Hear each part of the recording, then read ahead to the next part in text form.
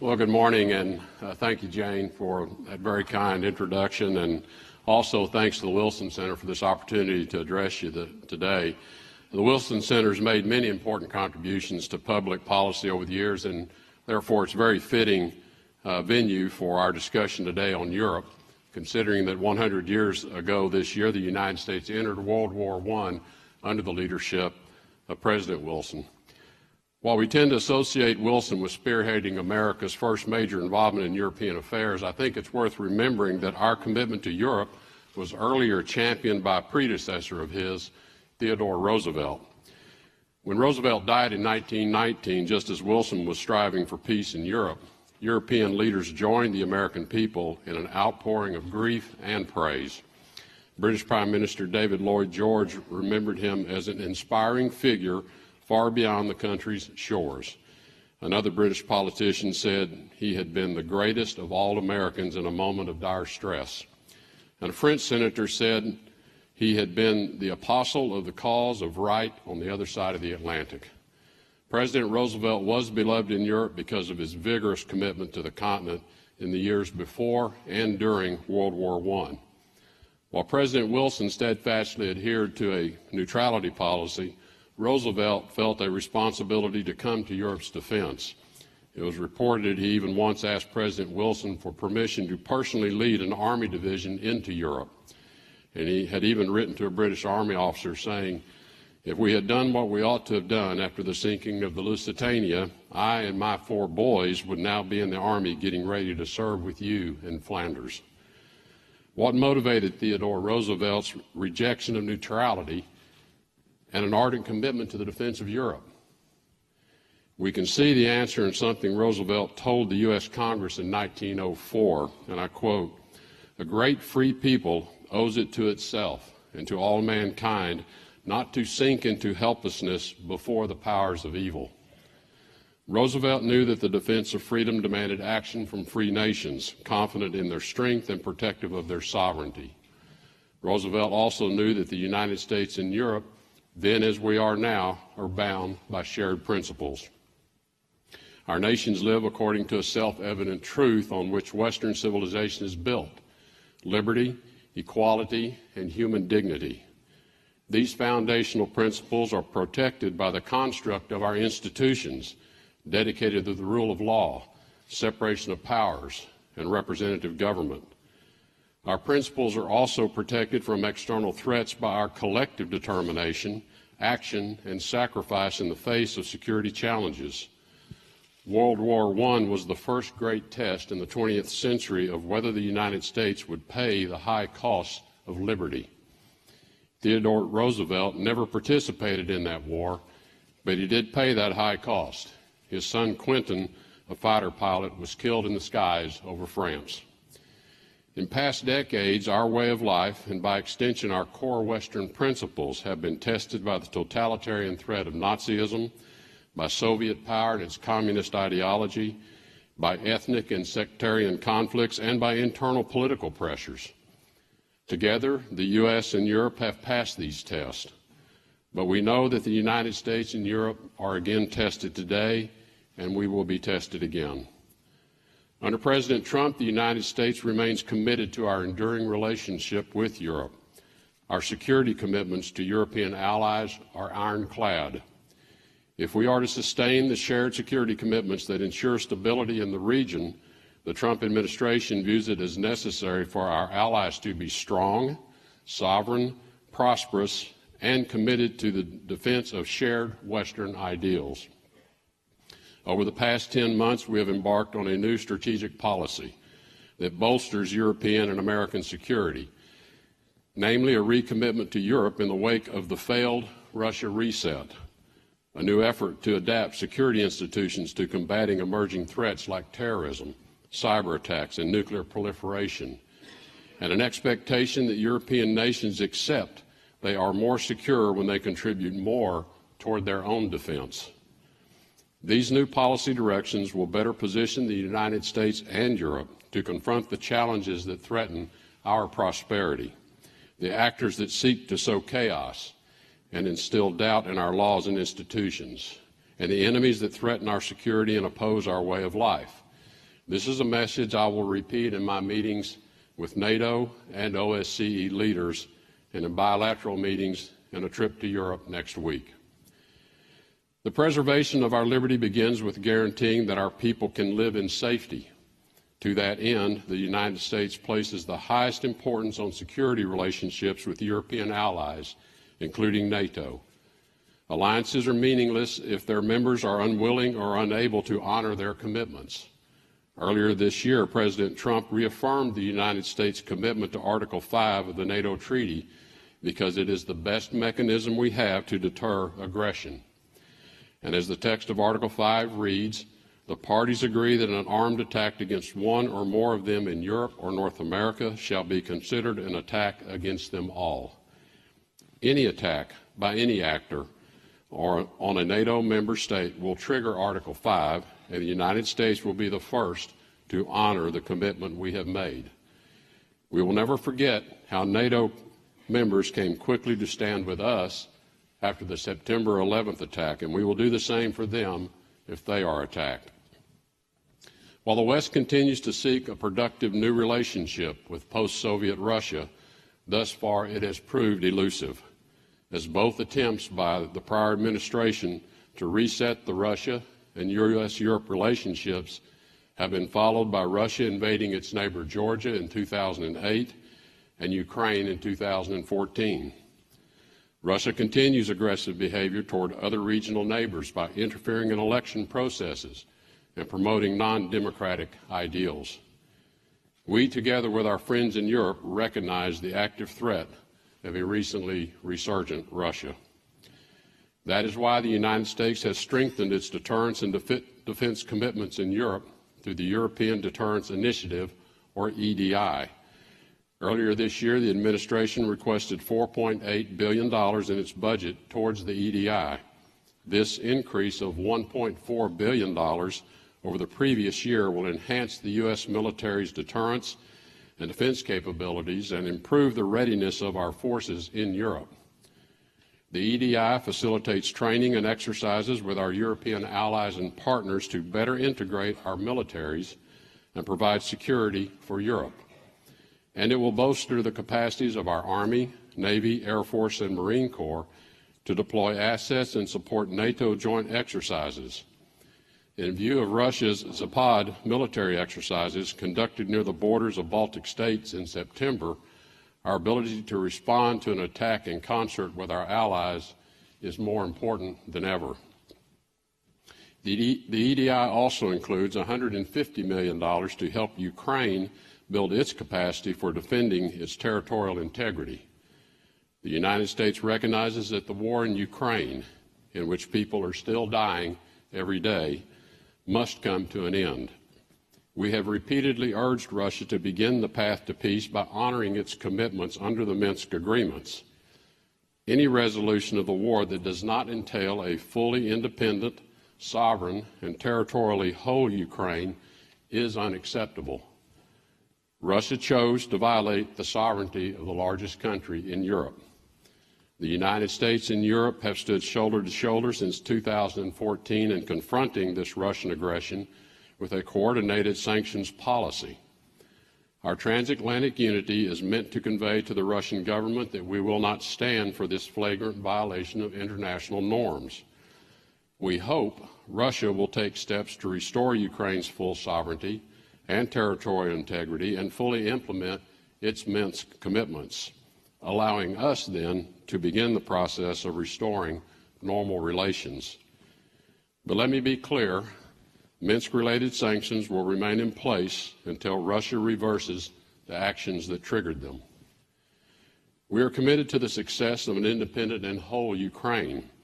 However, Ukraine's future depends also on winning its internal struggle to implement a broad range of economic, justice, security, and social sector reforms. We encourage Ukraine to continue building capable, trustworthy institutions that will reduce and eventually eliminate corruption, strengthen their judicial system, and deliver economic prosperity to their citizens. The Ukraine crisis also made clear how energy supplies can be wielded as a political weapon. enhancing European energy security by ensuring access to affordable, reliable, diverse, and secure supplies of energy is fundamental to national security objectives. The United States is liberalizing rules governing the export of liquefied natural gas and U.S.-produced crude, and we're eager to work with European allies to ensure the development of needed infrastructure like import terminals and interconnecting pipelines to promote the diversity of supply to Europe. In July, President Trump announced at the 3C Summit that the United States will provide technical support for Croatia's Kirk Island project. The United States will continue to support European infrastructure projects, such as LNG receiving facilities in Poland and the interconnector Greece-Bulgaria pipeline to ensure that no country from outside Europe's energy union can use its resources or its position in the global energy market to extort other nations. We continue to view the development of pipelines like the Nord Stream 2 and the multi-line Turk Stream as unwise, as they only increase market dominance from a single supplier to Europe. The United States recognizes the fragility of the Balkans and will continue to work with partners in the EU to bring stability, prosperity, and democracy to the region. The people of the Balkan countries, to them we say, abandon your old animosities so that peace may become permanent. You have a chance to direct a new course of history. Bloodlines should no longer be battle lines. The United States and the world long to see a new generation of Serbs, Croatians, Albanians, Bosnians, Kosovars, and others who will forgive the past, even if they can never forget it. A testament to America's shared values with Europe is our cooperation on issues beyond the borders of Europe, which affect us all. The United States and our European allies have partnered to hold Bashar al-Assad accountable through sanctions for his crimes against his own people. Since the beginning of the Syrian crisis, the EU and its member states have pledged over 9.5 billion euros in humanitarian, stabilization, resilience assistance, and those efforts are continuing as the global coalition to defeat ISIS stabilizes liberated areas. As the last pockets of ISIS are defeated in Syria and international focus turns to resolving the Syrian civil conflict, our European partners must continue to be strong advocates for the UN-led Geneva process under UN Security Council Resolution 2254. That alone can be the basis for rebuilding the country and implementing a political solution that leaves no role for the Assad regime or his family in Syria's government. Our European partners have also been strong supporters of our diplomatic and economic pressure campaign against North Korea. In addition to enthusiastically supporting UN Security Council resolutions, countries have taken unilateral steps to maximize pressure on the regime in Pyongyang. Portugal froze all diplomatic relations with the DPRK in July. Spain and Italy have expelled North Korean ambassadors. Latvia has fined banks who have violated the sanctions. Our European allies know North Korea is a threat to all responsible nations and requires a coordinated response. We commend our allies for increasing pressure on the regime in Pyongyang in order to achieve the complete, permanent, and verifiable denuclearization of the Korean Peninsula. The partnership that the United States and European nations have forged are a critical basis for confronting the threats of today and tomorrow, both in Europe and outside of Europe. The United States and Europe face many challenges and threats that, unlike in the past, are simultaneously dispersed among many geographic front lines and across multiple domains, whether non-state terrorist actors, threats of a more conventional nature, cyber threats, or nuclear threats. Because we know we are stronger in confronting these challenges when we are working together, we will pursue even greater cooperation from and with the nations of Europe, our best partners. History has shown that when we are united, we succeed in the face of shared challenges. As I remarked earlier, one of these challenges is Russia.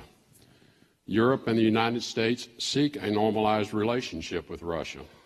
However, Russia has shown it seeks to define a new post-Soviet global balance of power, one in which Russia, by virtue of its nuclear arsenal, seeks to impose its will on others by force or by partnering with regimes who show a disregard for their own citizens, as is the case with Bashar al-Assad's continuous use of chemical weapons against his own people. The dissolution of the Soviet Union liberalized Russian society and created new trade opportunities that benefit Russians, Europeans, and Americans. But Russia has often employed malicious tactics against the U.S. and Europe to drive us apart, weaken our confidence, and undermine the political and economic successes that we have achieved together since the end of the Cold War. Playing politics with energy supplies, launching cyber attacks and disinformation campaigns to undermine free elections, and serially harassing and intimidating diplomats are not the behaviors of a responsible nation. Attacking a neighboring country and threatening others does nothing to improve the lives of Russians or enhance Russia's standing in the world.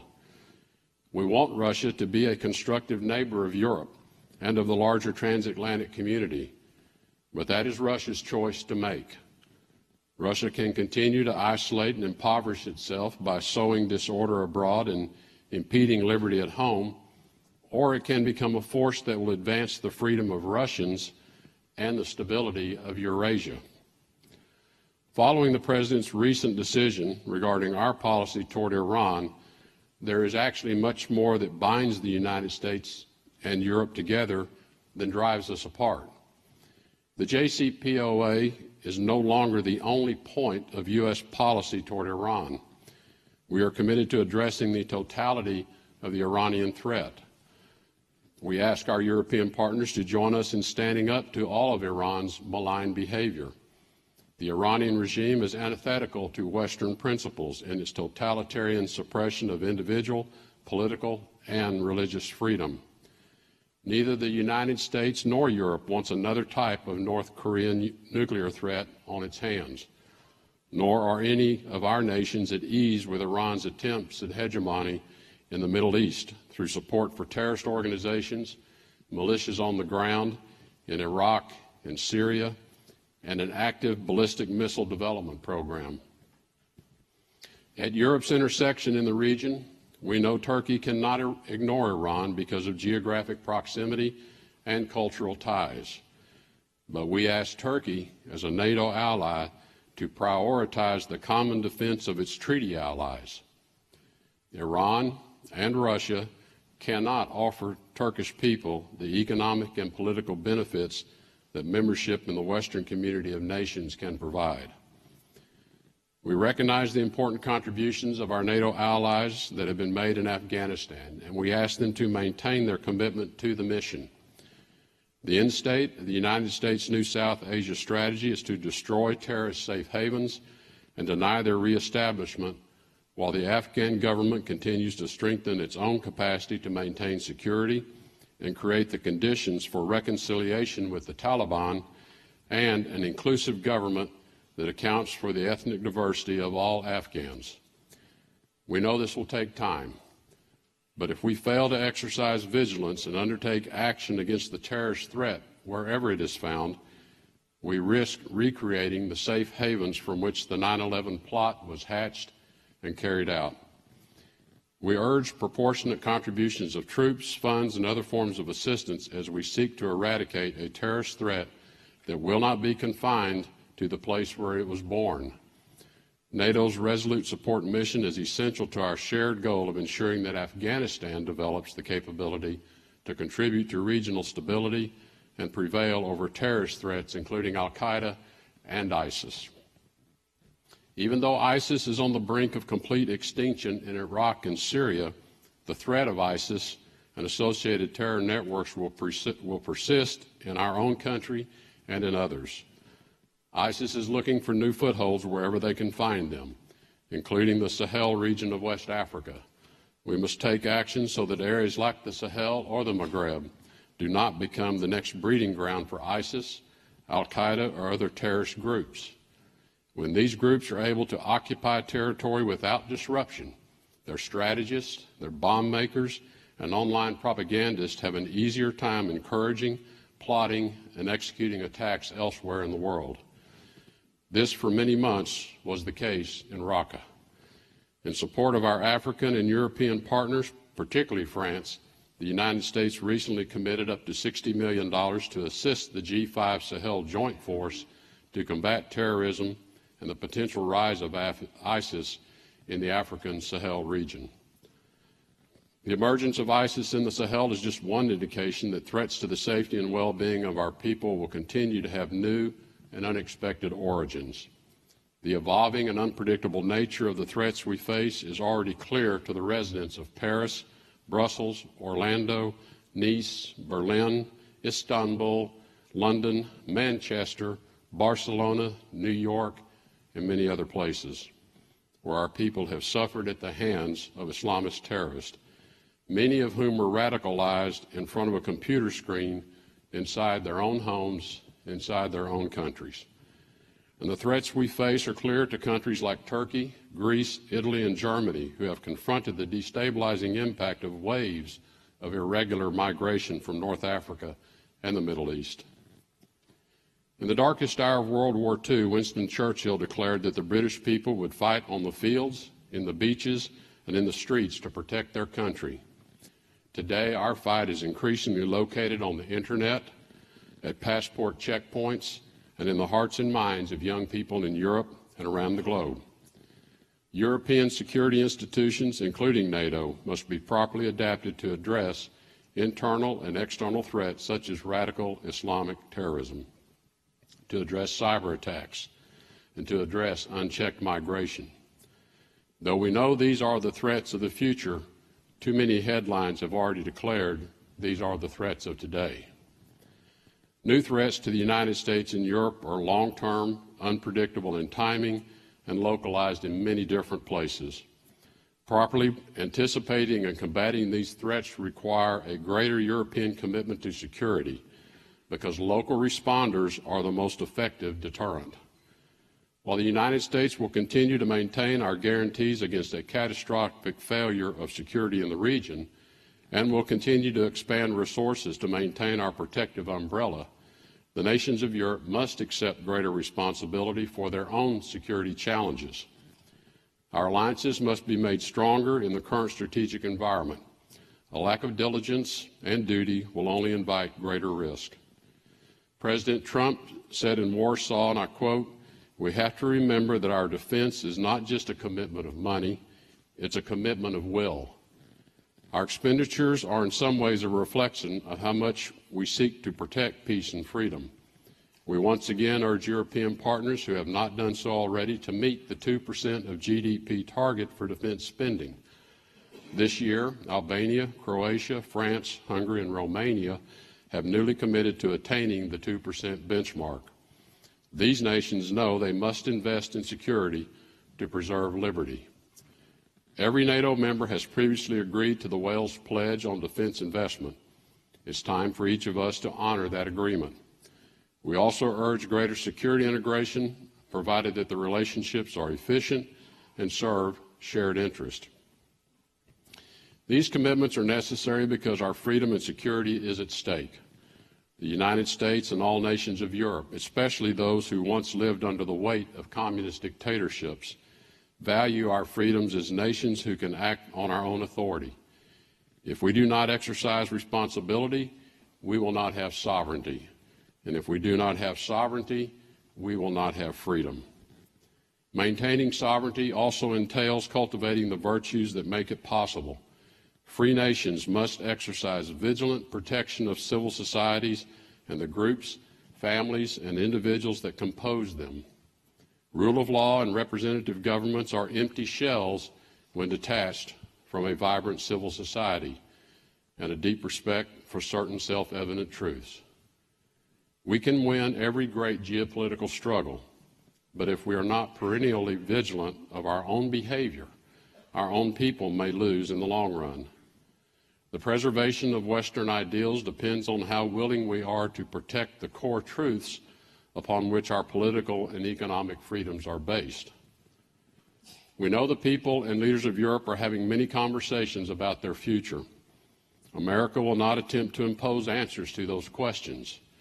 We recognize that Europe is composed of free nations who, in the great tradition of Western democracy, must be able to choose their own paths forward. As in the past, the United States is committed to working with Europe's institutional arms, and while we also recognize that our allies are independent, democratic nations with their own history, perspective, and right to determine their future. This position has a particular relevance for what is transpiring in the UK over the Brexit. The United States will maintain our long-standing special relationship with the United Kingdom, and at the same time maintain a strong relationship with the EU regardless of the outcome of Brexit. We will not attempt to influence the negotiations, but we urge the EU and UK to move this process forward swiftly and without unnecessary acrimony. We offer an impartial hand of friendship to both parties.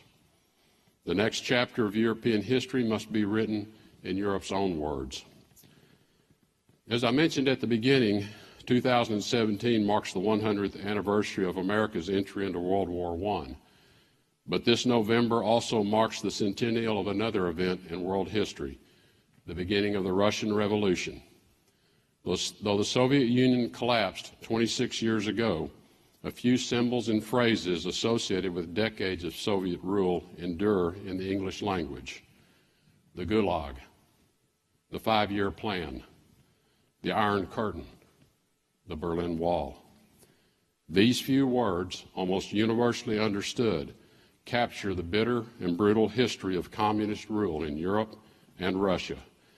And they remind us of what can happen if we fail to defend the core principles of liberty and sovereignty in the Western tradition.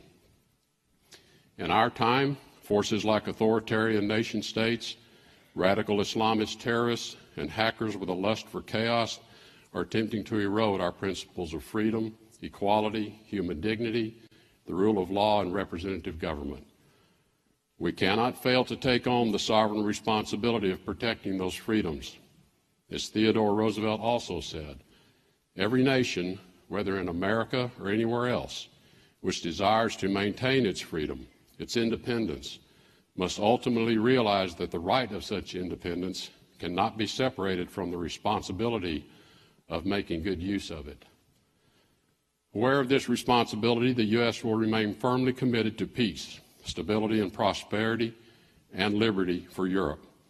As we reflect on how our ties with Europe have endured over the past 100 years, the United States stands by our European allies and partners so that our free societies will be standing strong together another 100 years from now. Thank you.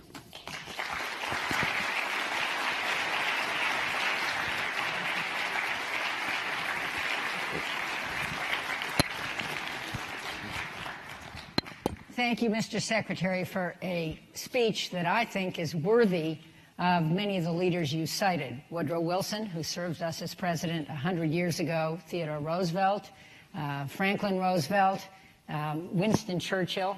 You linked all parts of the world, and that is why we honor people like you with our public and business awards over the years. So let me focus just a bit more on Europe, since that was your topic and you're going to Europe next week. Bob Dickey and I were recently at NATO visiting with our extremely able ambassador, Kay Bailey Hutchison, and she convened a lunch of 8 foreign ambassadors to NATO. And what came through is, to me, is a view they have that this is a zero-sum game. As the United States focuses on problems around the world, like urgent problems, and you cited many of them, like North Korea and Iran, it will pay less attention to Europe. I thought that your speech made the point that this is not a zero-sum game, that if a strong Europe stands with us, we are stronger together to face the tough problems around the world that are also developing blowback to Europe. Am I right? Was that the elevator pitch? Well, that is the message that I'll be taking next week, that just as the last 100 years, I think, have proven, we view the current times we're in similarly, that the United States cannot alone confront all of these threats. They are so widespread, and they are also so interconnected. You can pick any one of the threats that I went through, and you will find points of connection between every one of them in some form or fashion, whether it's a Russian involvement, a China involvement, an Iranian involvement, Islamist terrorism involvement. But we are confronted with a particularly complex time in our world of dealing with threats to our civil society. And we're only going to prevail against those threats with continuing to use our allies, the strength of our allies. And one of the things the United States is blessed in our foreign policy and in our national security posture is we have many allies all over the world. And those alliances were forged in shared blood and shared sacrifice. Unlike many of our adversaries who can count their allies on less than all the fingers on one hand, because they didn't forge those alliances through those shared sacrifices, nor are they forged through shared ideals. So I think what we're recognizing and promoting is the strength of these historic alliances, which I think over some period of time, perhaps since the end of the Cold War, we lost our way a bit in some of these relationships. Maybe a view in particular in Europe that with the end of the Cold War, the imminent threat that everyone faced for that 70-year period was now diminishing. And what we now realize is it didn't diminish. It's still defining itself. It's still searching for its role in the name of Russia. But these threats that are emanating out of the Middle East, which now have brought themselves right to the shores and to the borders of our European allies, whether it be through the mass migration, but also with the mass migration comes the transport of those who would kill others and sacrifice themselves in doing it. That these are threats that we can only confront with a very strong network of the alliances. And so it is really, in some respects, it's a recommitment, but it's also a redefinition of what this alliance means. And I think, the message President Trump carried early on when he went to Europe and received a lot of criticism for it was to demand of our allies that you care as much about your freedom and you care as much about the security of your people as we care about you. And when you looked at the commitments that the U.S., the sacrifice that the U.S. makes in terms of not just the taxpayers' dollars, but our own men and women in uniform, the commitment we'd made seemed to be a little out of balance. And I think the President was just sending the message that we're committed to this alliance. You have to get committed. You need to get as committed to it as we are. And I think what I've heard and I've had a lot of dialogue with European counterparts, that message has resonated. And we're seeing it in the commitments to NATO, commitments to defense spending, a recommitment of personnel.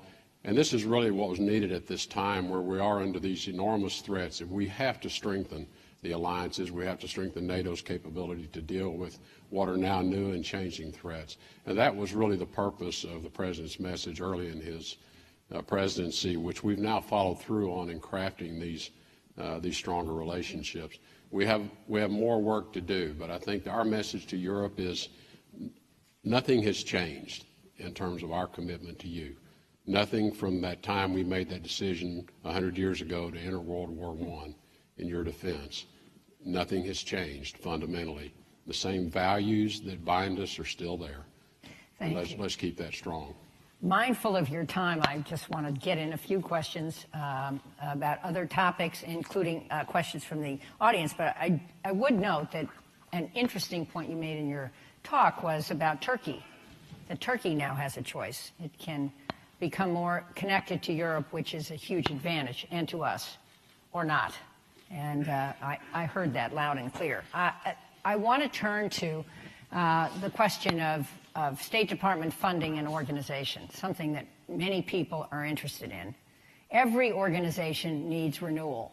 The Wilson Center needs renewal. And surely Everyone here, including long-serving foreign service officers, think the State Department needs renewal.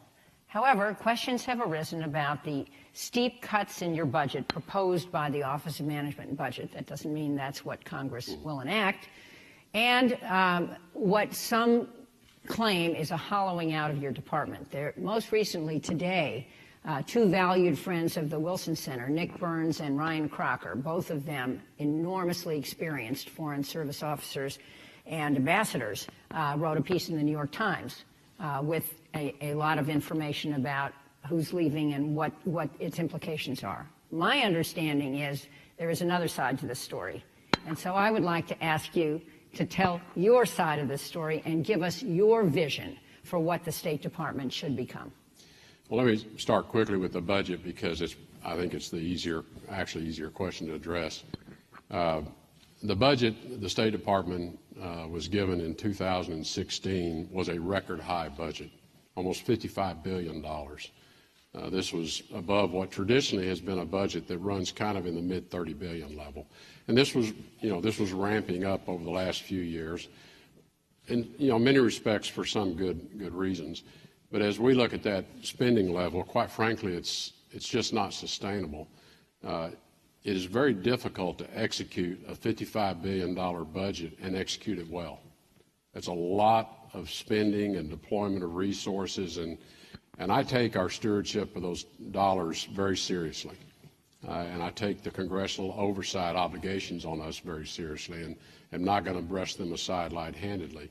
So part of this was just a reality check. Can we really keep this up? And the truth of the matter is it'd be very difficult to keep it up and do it well.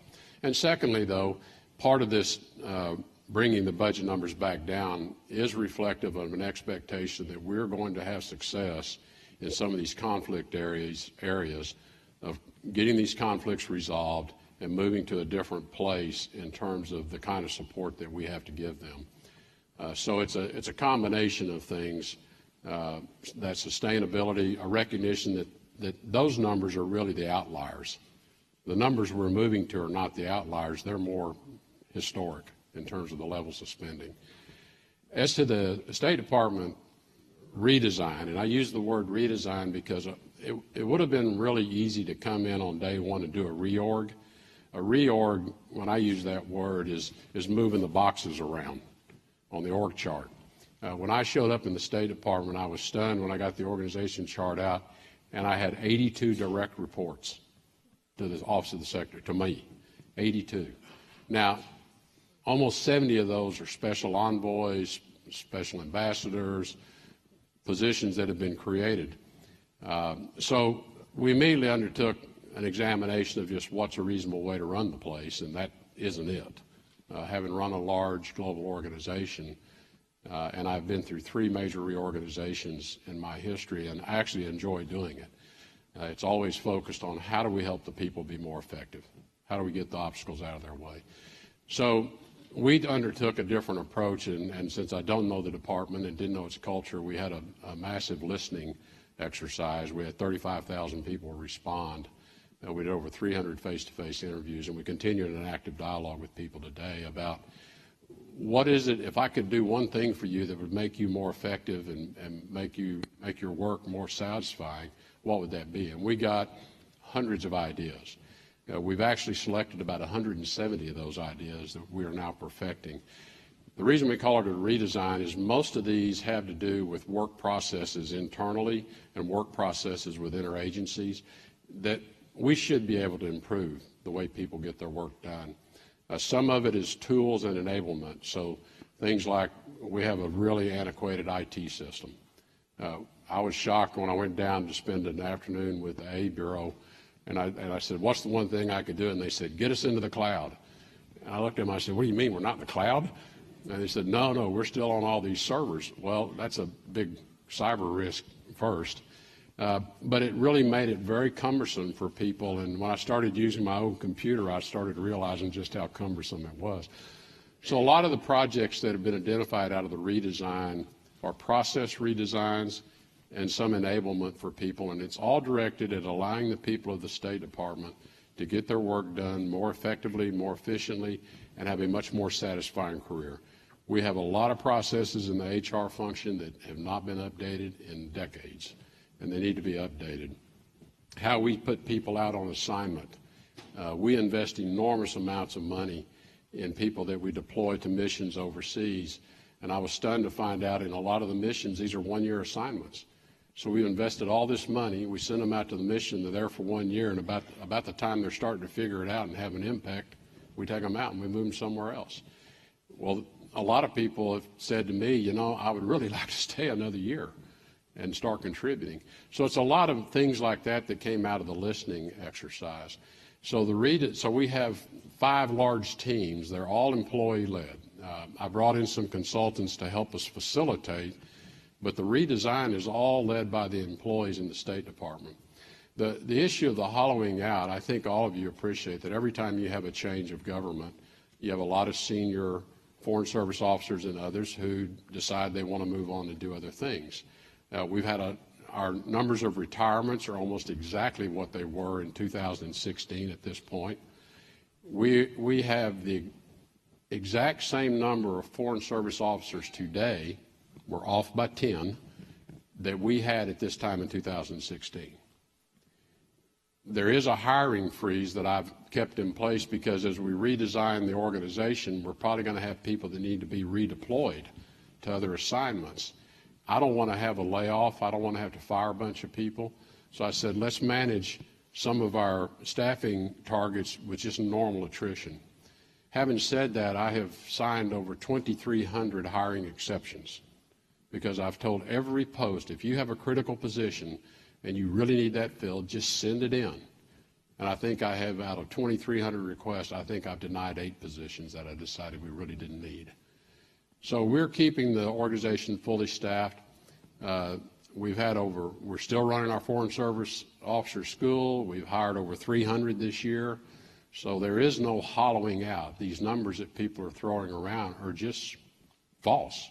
They're wrong. There was a story about a 60% reduction in career diplomats. The post-career diplomat was created by the Congress in 1955 to recognize an elite few. The number of career diplomats in the State Department have ranged from as low as 1 at any given time to as many as 7. When I took over the State Department, we had 6. 4 of those people have retired. These are your most senior people. They reached 65, they retired, they moved on. We have a review process. We're very selective in replacing those, but we actually have a review process underway, and we're evaluating a handful of people who might be worthy of that designation. But we still have 2. But we went from 6 to 2. It was a 60% reduction. It sounded like the sky was falling. The other comment I would make is, while the confirmation process has been excruciatingly slow for many of our nominees, I have been so proud of the acting assistant secretaries and people who have stepped into acting undersecretary roles. And when I read these articles that there's this hollowing out, I take offense to that on their behalf, because the people that are serving in those roles are doing extraordinary work. And they know they're not going to get the job permanently. They already know we have a nominee. But they come in every day, they work hard, they travel with me around the world. And it's that group of people that have helped me put in place and helped the President put in place the North Korean strategy with the international sanctions, a Syrian approach to the peace process that we think we're about to get on the right track, an approach to negotiating with the Russians on Ukraine, an approach to the Defeat ISIS campaign, the Iran policy, the South Asia policy in Afghanistan, our new posture towards Pakistan, the free and open Indo-Pacific. All of that's been done with the people that are working there today. And I'm very proud. I'm very proud of what they've done.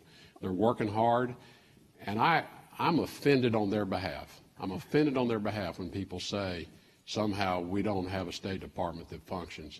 Because I can tell you it's functioning very well from my perspective. Have we got more we want to do? Yes, we got more we want to do. And my only objective in the organization redesign is to help these people who have chosen this as a career, because I'll come and go, and there'll be other politicals that'll come and go. What can I do to help them? Because they've decided they want to spend their life doing this. and they should be allowed to do it as effectively and efficiently and without a lot of grief and obstacles. And if I can remove some of that for them, that's what I want to do. Let me tell you, that message will resonate around the world. A lot of people wanted to hear that. Your time is very short. I just would like to group briefly 3 questions from the audience into one. Molly Cole, who works for Representative Jerry Connolly, and I'm sure was one of our vaunted stars in our foreign policy program, asks, do you think support for democracy and human rights abroad is an important part of the State Department's mission? That's one. Matt Rajansky, who heads our Kennan Institute, George Kennan literally was a scholar here at one point, asks, where do you think progress with Russia is possible? And finally, Mike Sfraga, whom you met, who heads our Polar Initiative, asks, in light of the increased interest and activity in the Arctic, is the Arctic and Alaska of strategic importance to the United States and to its European Arctic allies? Well, as to human rights and human dignity, of course, they are priorities. What I have said about those elements of our foreign policy is those are values, and those are values that are enduring and they never change. Now, when you're constructing foreign policy and strategies and approaches, you have to prioritize, and you can't deprioritize human rights.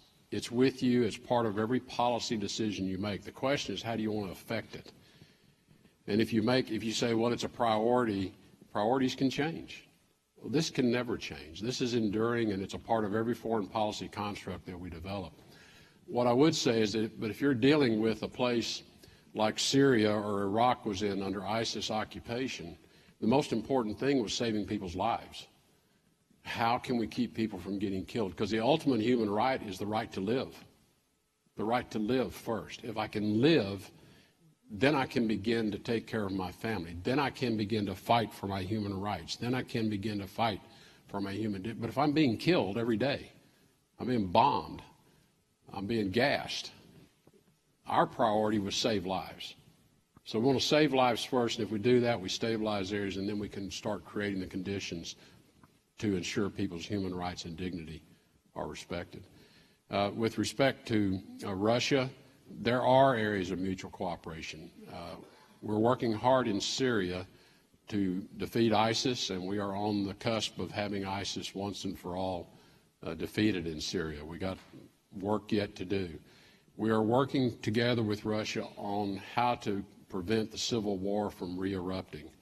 And so we've had a lot of conversations over what does Russia see as the end state of Syria, what do we see as the end state. And there's a lot of commonality there.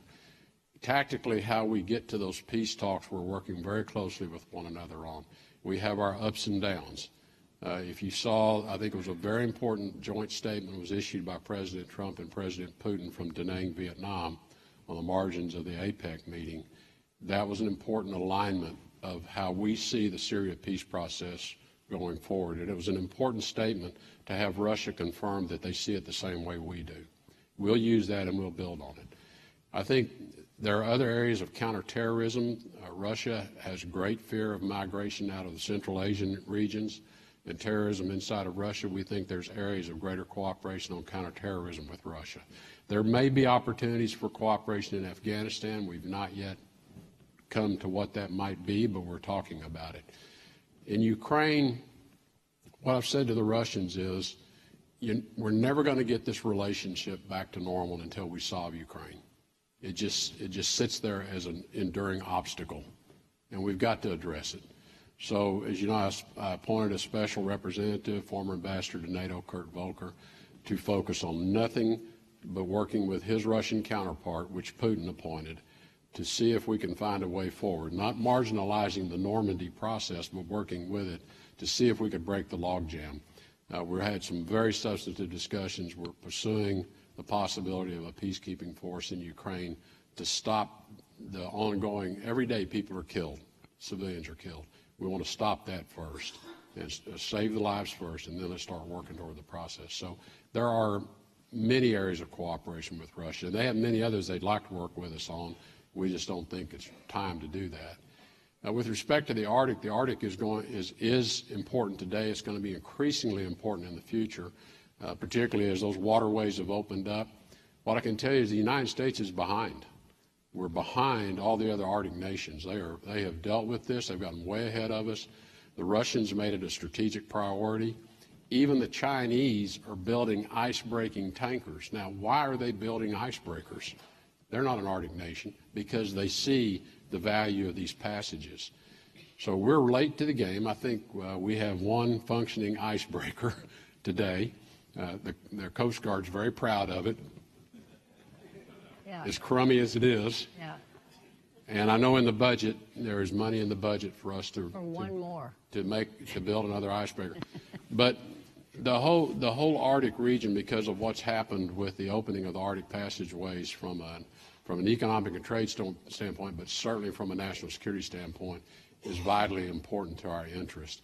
And so, our engagement through not just the Arctic Council, but through other mechanisms, is important to working with the Arctic countries on international norms. What are the rules of the game going to be? Because these are areas that have not been addressed in the past, so very important. So time is up. I was going to ask you what you want your legacy to be, but listening to you, I don't know that question can be answered yet. You're all over the world. You're focused deeply on the tough questions. You're headed to Europe next week. You have to come back and answer all the other questions we couldn't ask today. Was that a yes? Yes, I'll be back. Thank you, Mr. Secretary.